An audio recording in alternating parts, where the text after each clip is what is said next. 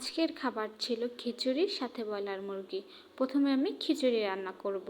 চাল ডাল সুন্দর করে ধুইয়া হলুদের গুঁড়া, এলাচ, দারচিনি, লং, তেজপাতা, পেঁয়াজ, কাঁচামরিচ, আদা রসুন পেস্ট, একটু সরিষার তেল দিয়া এটা হাতে আমি অনেকক্ষণ ভালোভাবে মাখাই নিব।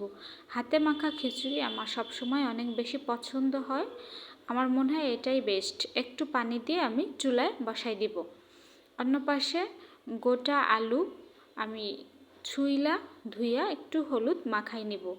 সাথে আমি একটা ব্রয়লার মুরগি, এটা তাজা আর আজকেই কেনা, ফ্রিজ আপ বা অনেক দিন রাইখা এরকম কোনো কিছু না। এটা হলুদ মাইখা আমি রাইখা দিব 10 মিনিটের জন্য। 10 মিনিট পর আমি চুলাটা জ্বালাইয়া ফ্রাই প্যানটা বসাই দিলাম। এ পর্যায়ে আমি সরিষার তেল দিয়ে এটা রান্না করব, কারণ আমি সবসময় সরিষার তেলই খাই। আলুটা প্রথমে ভাজা নিব। আলুটা ভাজতে আমার বেশি সময় লাগে নাই, নতুন আলু, তাড়াতাড়ি ভাজা হয়ে গেছে। আলুটা ভাজা শেষ, এখন আলু নামাই নিব।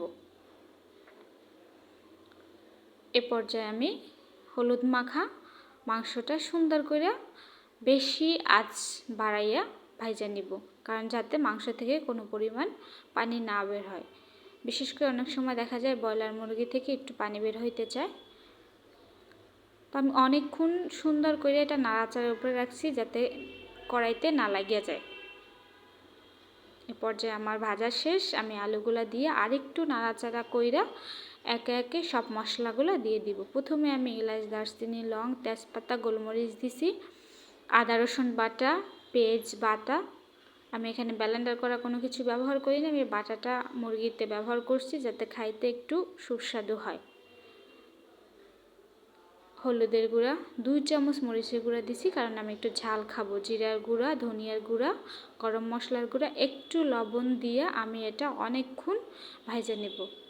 এ পর্যায়ে কিন্তু আমি জালের আঁচটা একটু কমাই দিছি, কারণ আমি এখানে কোনো পানি ব্যবহার করব না, পুরোটাই তৈলের উপরে ভাজি করব। অনেকক্ষণ নাড়াচাড়া করার পর এখন আমি আধা ঘন্টার জন্য ঢাইকা দিলাম। আধা ঘন্টা পর আমার এটা প্রায় 90% সেদ্ধ হয়ে গেছে। একটু নাড়াচাড়া কইরা আমি ভাজার জিরা গুঁড়া এটার উপরে অ্যাড করব।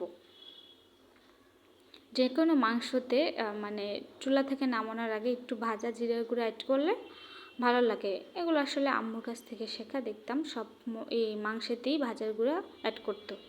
পরে আমি আরও 10 মিনিট একবারে লো আঁচে এটা ভালোভাবে সেদ্ধ করে নিলাম। ফাইনালি গাইস, আমার তৈলের উপরে ভাজি করা মুরগি সাথে হচ্ছে খিচুড়ি।